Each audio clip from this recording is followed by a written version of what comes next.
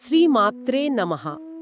దేవి ఈ విల్లును ఎడమ చేతిలో ధరిస్తుందని, విల్లు విద్యలో ఇది క్రియకు, ఆచరణకు సంబంధమని చెబుతోంది. ఓ ఇంకో ఆసక్తికరమైన విషయం ఏమిటంటే, ఈ చెరకు విల్లును మన్మథుడితో కూడా ముడిపెడుతోంది. మన్మథుడితోనా? ప్రేమదేవుడితోనా? అవును, మన్మథుడు అంటేనే మనస్సును మదించేవాడు. ఇది కోరికలకు, మనస్సుకు ఉన్న సహజ సంబంధాన్ని సూచిస్తోంది. అయితే అదే మనస్సు దేవి ఆధీనంలో, ఆమె మార్గదర్శకత్వంలో ఉంటే అది కేవలం లౌకిక కోరికలకే కాదు, భగవంతుని పట్ల తీవ్రమైన ప్రేమకు, భక్తికి కూడా సాధనమై అనంతమైన మాధుర్యాన్ని ఇస్తుందని తెలియజేస్తోంది. అంటే ఈ నామాన్ని ధ్యానించడం వల్ల మనస్సు శత్రువు కాదు, అది దేవి కృపతో ఒక దివ్యమైన సాధనంగా మారుతుందని అర్థం చేసుకోవాలా? ఖచ్చితంగా అదే గ్రహించాలి. మనస్సు అదుపు తప్పితే శత్రువే, సందేహం లేదు.